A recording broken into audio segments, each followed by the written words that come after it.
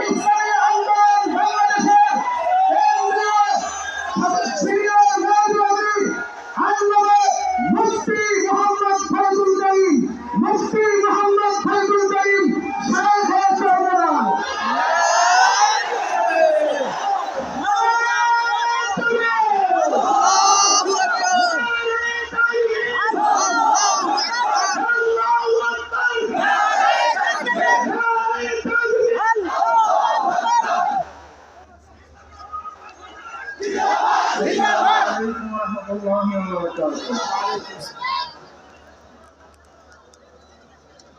نحمد ونصلي على رسوله الكريم وعلى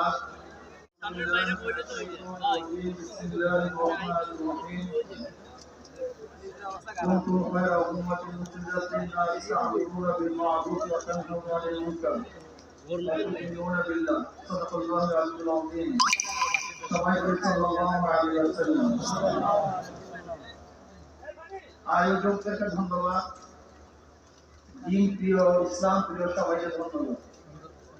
শুকরিয়া জ্ঞাপন করছি যে আমরা মোকাবিলার জন্য আমরা সুখটার এখনো আছি।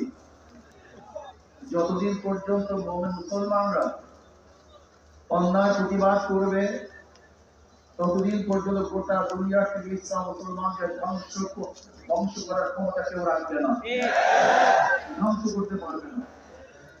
কিন্তু যখন আমাদের মধ্যে প্রতিবাদ বন্ধ হয়ে যাবে ইসলাম ধ্বংস হয়ে যাবে।